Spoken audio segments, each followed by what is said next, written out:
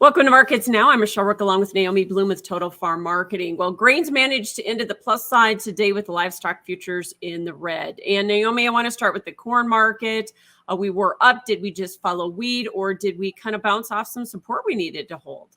Yeah, we saw corn work nicely higher today. 475 support held again last night and early this morning. So the market was able to work higher from there. I think we're seeing some day trading going on where people are very much aware of the sideways trade pattern that we've been in now for over a month. So if you're content to pick up 5 to 8 cents in a day on trading ranges, that opportunity is there for the day traders. And wheat market, of course, a little bit higher today. Technically speaking, the wheat posted a nice hook reversal, bullish hook reversal yesterday after the report. Some additional slight flare-ups with fighting in Ukraine and Russia, also supportive. But I think with wheat, what we need to really remember and look at that report is that global carryout is now the tightest since 2015. We had smaller production numbers from Canada, Australia, Argentina, and Europe. So global ending stocks for wheat getting a touch lower, and that is supportive. Wheat down at this value level here, and I think that it's enough of a reason that we're seeing some bargain buyers show up, and then we'll see if the funds ever decide to actually cover those short positions or not. But seasonally, for both corn and wheat, their seasonal low is usually being created right now, and both of those contracts have a tendency to work higher into mid-October. So you think this is a bottom in the wheat market? I do, from a technical standpoint, from a seasonal standpoint, and also from that global fundamental standpoint of tighter ending stocks. It's enough to make the market say, okay, we don't have enough reason to just keep plummeting lower, so let's come up for air. Now, I don't think we're going to see a dollar rally in wheat, but I do feel like we're going to see a nice recovery bounce here. Great. I'd like to see the specs get blown out of their shorts there too. That would be nice. All right, soybeans. We did close higher today. Was that just following corn and wheat, or was it a technical bounce, or was the market just able to get all the negativity from the report kind of digested? Well, I think it's a combination of everything you said. So we have the fundamental factors where soybeans on the report, of course, it wasn't as bullish as what people were hoping for. That's why the market slid lower after the report. But when you stop and look at the big picture, we still have tight ending stocks for soybeans, and that's going to last us all the way until we have bean harvest next year. So demand is okay for soybeans. I know the USDA lowered the demand on the report a little bit. I thought that was premature, but it is what it is. So we had soybeans today touch near the 200-day moving average. November beans have really good support at the 1330 area.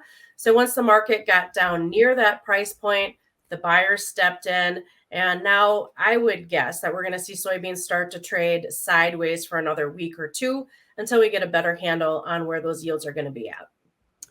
Right. So now we're going to be watching for combine data, obviously. And is your opinion that the yield is getting bigger, or is it getting, smaller on corn and beans?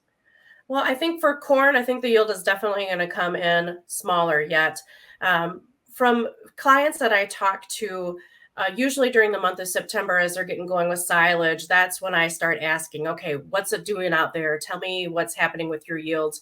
And every year for the past 20 years, I have had clients say, well, it's better than I thought. And this year, I have not heard that once. And I think that's significant to the marketplace. We are hearing just a variety of yields, a variety of ranges on yields, and nothing is coming out as over the top better than anyone thought, even with the conditions were as they were this summer. I don't think we're going to have those yield numbers there. I think the yield does need to come down a little bit more on corn. With soybeans, of course, you never know until you get out there in the fields. But with that late August heat, I do think it affected the yields for soybeans. I wouldn't be surprised if the yield can come down just a little bit more, but I don't think it would be anything dramatic at this time. So again, with soybeans, it's of course wait and see until the combines get going. No doubt. So kind of what is your marketing strategy right now as we go into harvest? Is it a year where we should sell off the combine or store? Well, I would say for the most part, my opinion right now is that the market is going to be finding its harvest low now within the next week or two for the corn, beans, and the wheat, and prices have a rebound higher. I think we get a rebound into October, and then whatever that price high is in mid to late October, that's going to be most likely a good marketing opportunity, because then we're going to run out of fresh things to talk about. And then the market's going to focus on South America. And if we don't have any big news to talk about for South America this coming winter in terms of weather and production, the market may just have a hard time rallying higher. So in the short term, the answer is do nothing. I would say, though, on any price recovery we see this harvest, you're going to want to make some sales for what you're harvesting right now. And I'm even going to start thinking about that 2024 crop at that time as well. Because quite frankly, the only way for prices to just go exceedingly higher would be if there is a really negative yield surprise in our fields at harvest, or the weather in South America this winter has to be really poor. Otherwise, that perception of a larger crop in South America over the winter is going to be hanging over the head of this market for the short term. No doubt. And the demand bears are already kind of circling the wagons anyways, aren't they? And does the Mississippi River levels being low kind of add to that argument or not? Well, I think it is a point. We saw that last year, but I think also the folks on the river are doing a great job of being preemptive about that.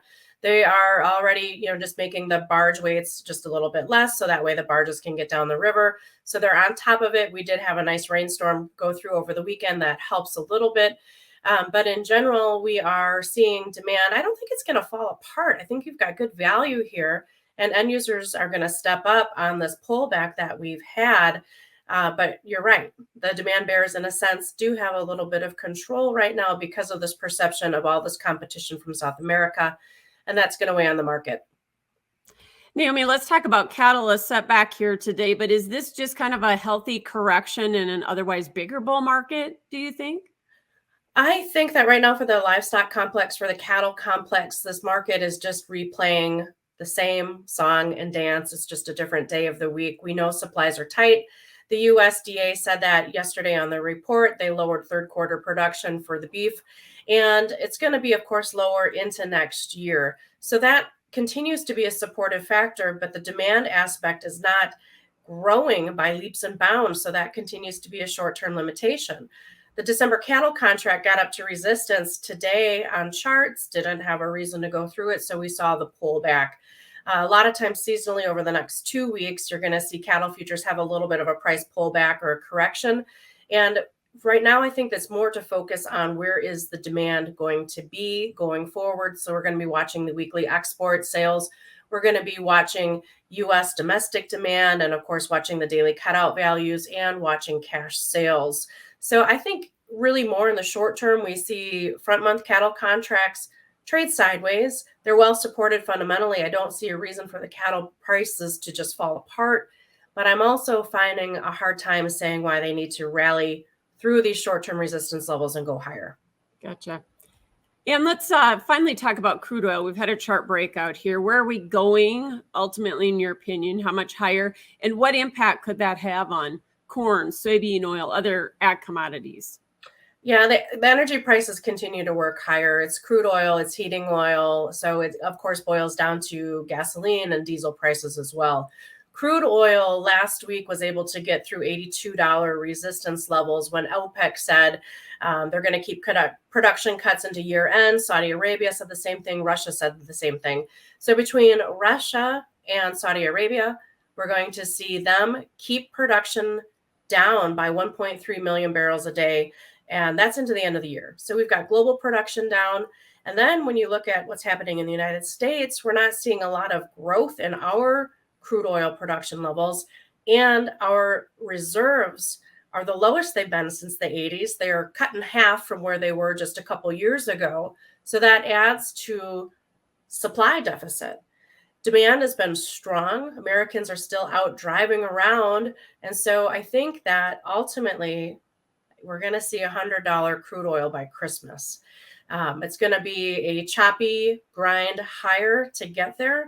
But from a technical perspective, from a fundamental perspective, the setup is there. And I think it's quite possible. In the very short term, we've got $90 resistance for the nearby contracts, but $82 is good support. But again, because of the fundamentals, I think that market's going to work higher. Yeah. And that's going to make the Fed's job kind of tough here, isn't it, with inflation?